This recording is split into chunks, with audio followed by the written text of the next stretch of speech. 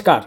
मैं सीए उमेश शर्मा आपके सामने आज लेके आया हूँ जीएसटी का पीएमटी 09 जो नया फॉर्म आया है और इससे हम कौन सी पेमेंट के मिस्टेक्स हम ठीक कर सकते हैं, क्या ये फॉर्म है, इसके ऊपर हम डिटेल में डिस्कशन करेंगे। तो let's start our discussion. What is this PMT 09? तो हमारा एजेंडा है कि इसके अंदर हम क्या कर सकते हैं।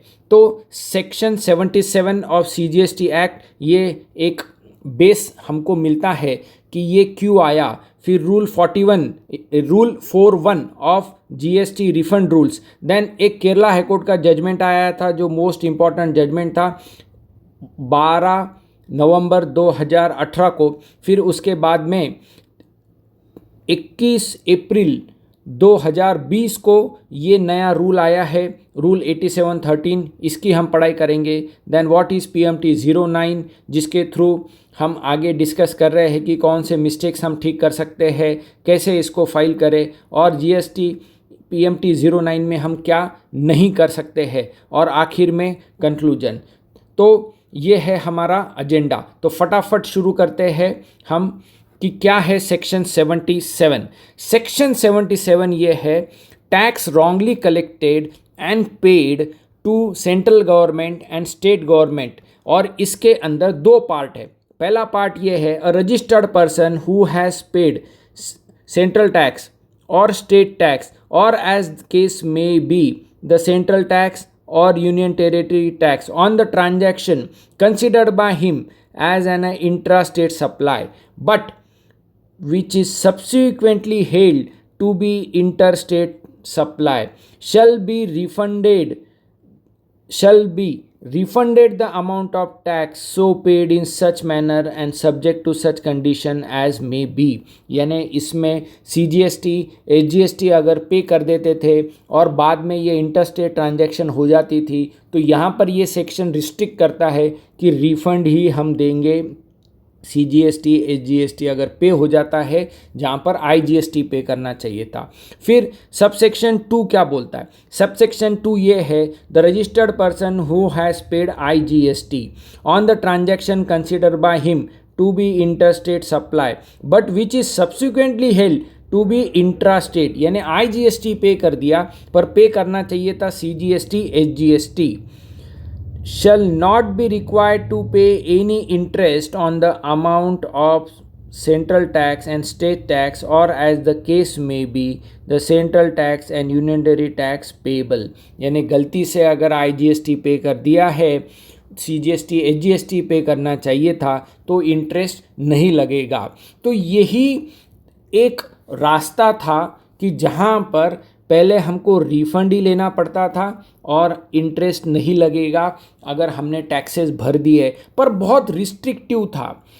आईजीएसटी पे कर देते हैं और सीजीएसटी एसजीएसटी पे करना चाहिए था तो इंटरेस्ट नहीं लगेगा, और सीजीएसटी एसजीएसटी पे कर दिया है और आईजीएसटी पे करना चाहिए था तो रिफंड लेना पड़ेगा और फिर बाद में आईजीएसटी टैक्स पे करना पड़ेगा। तो यही हमारे पास में पहले सॉल्यूशन थे। और रिफंड लेने के लिए जो रूल था रूल 41 ऑफ जीएसटी रिफंड, इसमें क्या था कि जहाँ पर भी रिफ़ंड की एप्लीकेशन होती थी और अगर ऐसी कोई केस मिलती थी तो जो भी रिफ़ंड है वो अमाउंट एडजस्ट होएगा आउटस्टैंडिंग डिमांड के अगेंस्ट और फिर बाद में बैलेंस रिफंडेबल होगा। तो मतलब क्या हुआ कि जो सीजीएसटी एसजीएसटी हमने गलती से पे कर दिया, हमको आईजीएसटी पे करना चाहिए था तो सीजीएसटी एसजीएसटी का रिफ़ंड देंगे, वो रिफ़ंड लेके हमको आईजीएसटी के अगेंस्ट एडजस्ट करेंगे।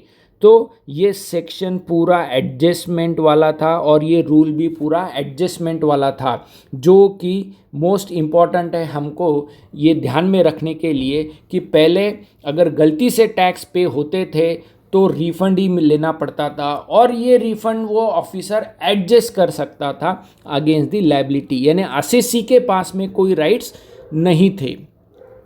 अब जब हम इसको आगे लेके जाते हैं तो हमको ये पता चलता है कि एक केरला हाई कोर्ट का मोस्ट इम्पॉर्टेंट जजमेंट आया था 12 नवंबर 2018 को।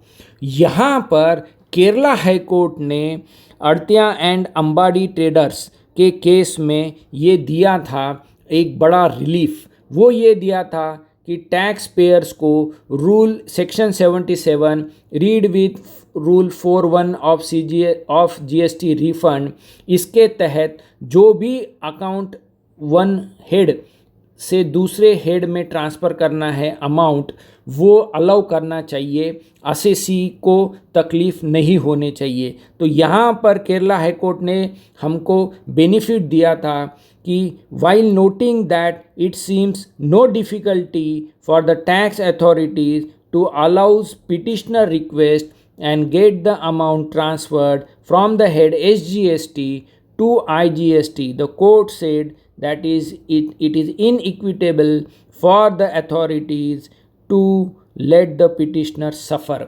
तो यहाँ पर अथॉरिटीज़ ने कहा कि आप रिफ़ंड लो और फिर हम एडजस्ट करेंगे, पर आपको पे करना पड़ेगा अभी। तो ये यहाँ पर हाई कोर्ट ने कहा था कि नहीं, ये रूल कहता है कि आखिर में रिफ़ंड एडजस्ट होगा आउटस्टैंडिंग लायबिलिटी के अगेंस्ट।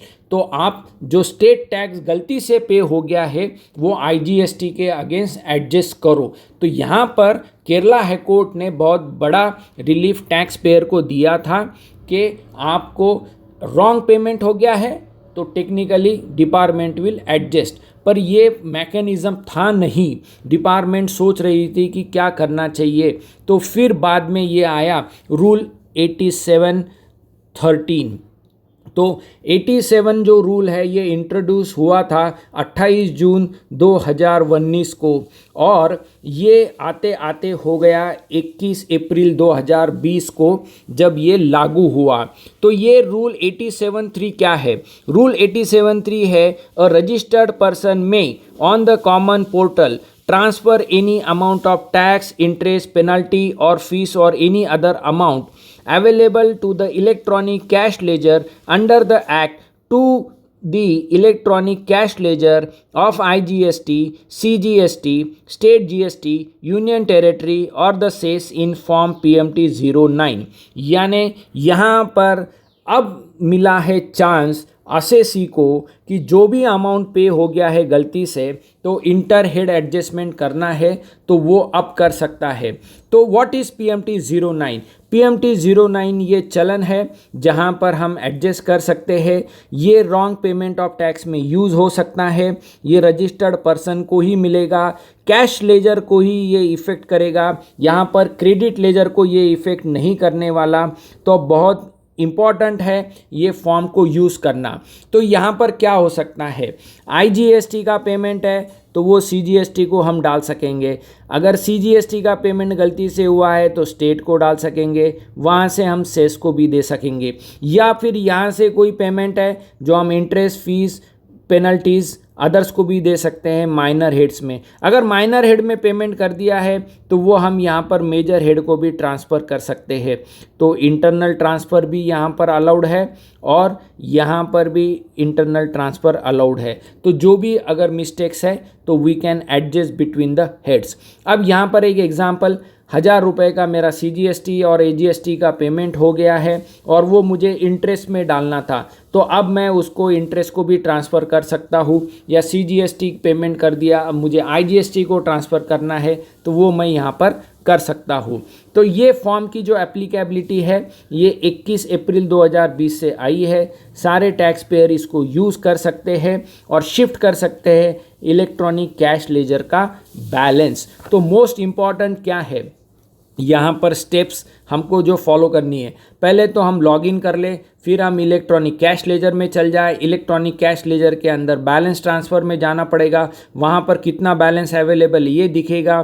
फिर ऐड रिकॉर्ड देखे, ऐड रिकॉर्ड के अंदर फिर अपने को मिलेगा PMT 09 फाइल करने का। फिर रिक्वायर पूरे स्टेप्स देखे जो आगे हम देखेंगे और फिर ये हम फाइल कर सकते हैं। तो ये सारे स्टेप्स है। तो 1 बाय 1 अगर हम देखेंगे तो हमको जाना है इलेक्ट्रॉनिक कैश लेजर के अंदर। इलेक्ट्रॉनिक कैश लेजर के अंदर फाइल PMT09 को टिक करें। फिर आगे जाने के बाद ये स्क्रीन दिखेगी अपने को, जो इलेक्ट्रॉनिक कैश लेजर में कितना बैलेंस है, कितना आप यूज़ कर सकते हैं। वो देखने के बाद में ऐड रिकॉर्ड के अंदर जाइए। ऐड रिकॉर्ड के अंदर जाने के बाद में कितना अमाउंट ट्रांसफ़र करना है और किसको ट्रांसफ़र करना है ये सिलेक्ट करें। वो सिलेक्ट करने के बाद में ऐड रिकॉर्ड के अंदर आगे जाने के बाद में हमको वो टेबल दिखेगा जहाँ पर कितना बैलेंस हम कर सकते हैं। ये यहाँ पर पूरा व्यू हो जाएगा और ये होने के बाद फिर हमको आगे जब हम प्रोसीड करेंगे तो एडजस्टमेंट दिख जाएगी। फिर हमको OTP आएगा और PMT09 फ्लैश होगा कि ये फाइल कर रहे हैं, तो you can enter that OTP and you can file your PMT09। तो PMT09 कैसा दिखता है, तो ये है उसका फॉर्मेट। 87 सब रूल 13 के अंदर आया है। इसमें GSTN number, legal name, trade name, ARN आएगा, बाद में डेट आएगा, क्योंकि हमको संभाल के रखना पड़ेगा हमारे रिकॉर्ड के लिए, ऑडिट में भी ये काम आएगा। फिर बाद में यहाँ पर अमाउंट अवेलेबल दिखेगा, फिर वहाँ से कितना ट्रांसफ़र हुआ है इधर वो हम यहाँ देख सकते हैं, अमाउंट ट्रांसफ़र। फिर यहाँ पे वेरिफिकेशन आ जाएगा कि हाँ मैं ये सही कर रहा हूँ। तो यहाँ पर जो भी सारी एडजस्टमेंट है ये PMT09 में दिखेगी। अब यहाँ पर हम क्या नहीं कर सकते PMT09 में, तो PMT09 के अंदर जो ऑलरेडी यूटिलाइज अगर कर लिया है, यानी इलेक्ट्रॉनिक कैश लेजर में अगर वो नहीं दिख रहा है तो हम उसको चेंज नहीं कर सकते। तो only unutilise amount in cash ledger can be change. और PMT09 ये एक ही बार हम यूज़ कर सकते हैं, बार बार उस अमाउंट को हम चेंज नहीं कर सकते। तो बड़े ही ध्यान से PMT09 को यूज़ करना चाहिए। सबसे लास्ट में what care should be taken for filing PMT09, यहाँ पर ध्यान देना है कि इनकरेक्टली अनयूटिलाइज जो है वही अमाउंट यहाँ पर होगा। 3B के अंदर अगर हमने यूटिलाइज कर लिया है तो वो चलन हम यहाँ पर यूज़ नहीं कर पाएंगे।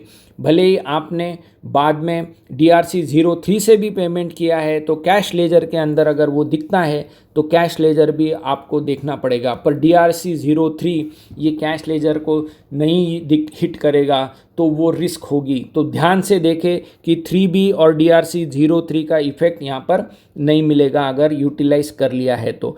फिर जो कैश बैलेंस दिखेगा उसी का हम रेक्टिफिकेशन कर सकते हैं, और एक बार रेक्टिफिकेशन किया तो दोबारा हम नहीं कर सकते। तो यहाँ पर क्या प्रॉब्लम सॉल्व हो सकता है कि जो पेमेंट कर दिया है इलेक्ट्रॉनिक कैश लेजर में जो बैलेंस है वही कर पाएंगे। अगर हमने रॉन्ग हेड के अंदर यूटिलाइज कर लिया तो हम उसको नहीं ठीक कर पाएंगे। तो ये एक था, पर अभी आगे हमको ये देखना है कि रिसेंट ही दिल्ली हाई कोर्ट ने जजमेंट दिया है भारती एयरटेल के केस के अंदर कि 3B के अंदर रेक्टिफिकेशन अलाउ करो। नेक्स्ट मंथ के 3B में आप अलाउ करने का कैसा सर्कुलर निकाल सकते हैं। तो आगे देखेंगे कि क्या गवर्नमेंट हमको रिवाइज 3B अलाउ करती है या नहीं करती है। That is the case which we want to look forward. तो ये था हमारा आज का प्रेजेंटेशन। आपके कोई भी सुझाव हो, क्वेश्चंस हो तो आप इस नंबर के ऊपर मेरे साथ शेयर करो। यहाँ पर मुझे ईमेल भी कर सकते हैं यूट्यूब के अंदर, और आपको कर नीति के पेपर्स के अंदर भी मिलेंगे। यहाँ पर CA क्लब इंडिया टैक्स गुरु के अंदर भी आर्टिकल्स मिलेंगे। तो you can contact me any time. And with this, thank you for today's learn from home series on PMT09 and watching it. Thank you.